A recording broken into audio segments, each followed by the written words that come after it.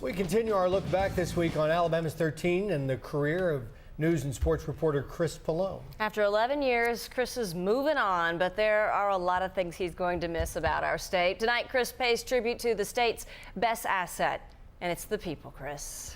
It sure is, Mike and Ani. One of the most important lessons I've ever learned is that no matter where you are people. Despite different backgrounds and beliefs, we all share some similarities. We all want to protect and feed our families and have some fun every now and then. This state is blessed with people who contribute so much to society. One of the biggest things I'll miss when I'm gone are those people. When people ask me what I love most about my job, the answer is simple. It's the people. Every day I come to work knowing I'll probably meet someone interesting, someone with a great story to tell, someone who has overcome incredible odds or is making our world a better place. In 11 years and about 2,500 stories, give or take, I've met some of the most amazing folks our state and country have to offer. I can't begin to describe how humbling it was to sit and talk with people who once only existed on the pages of my history books.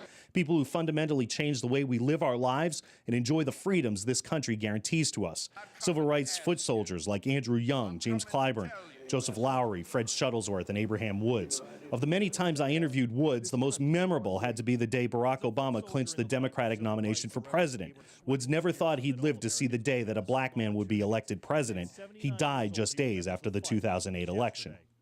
There are many well-known faces that I'll miss, but some of my favorite people are the ones who most never heard of. The people who showed extreme courage and strength through adversity or generosity towards their fellow man.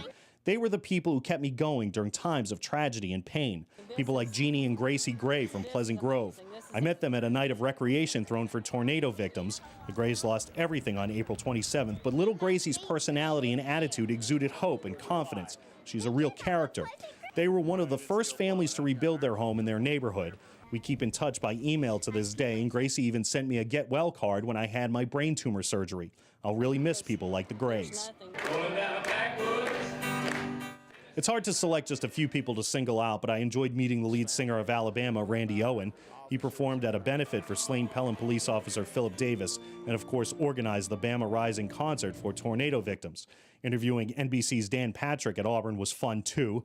The students I taught at UAB and at broadcasting classes throughout the area, many are starting their own careers now. Brandon Wilson of Sylacauga saved a litter of puppies from a burning home and ended up on The Ellen Show because of a story I did. He was a precious kid.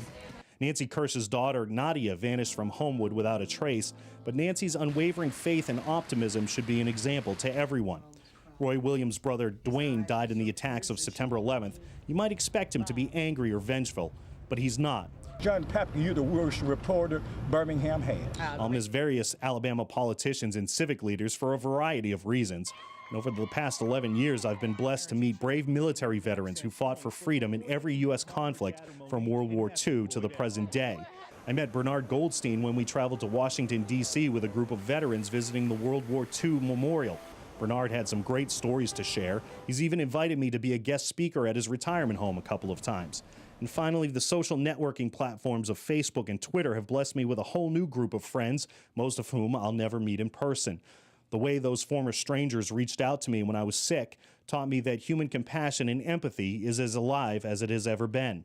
I'm thankful for that, and I will miss these people and everyone who has enriched my life over the past 11 years. There are so many people I couldn't mention, obviously, because of time limitations. Some of my go-to sources that I've talked to time and time again, Doug Jones, Bob Robichaux, some of the guys that you see often on our air here now. And then just the people in the cities and towns all around this great state that have just welcomed me into their homes, talked to me on camera for some strange reason, and really made me feel welcome and a key part of the community. It's been more than a decade, and don't you imagine that can be said of every decade of your life? The thing you'll remember most will be the people that touched you and that you touched in those decades. I've been convinced that I can live absolutely anywhere. I went from Syracuse, New York to Jackson, Mississippi, Birmingham, Alabama, and my favorite things have been the people I surround myself and my friends.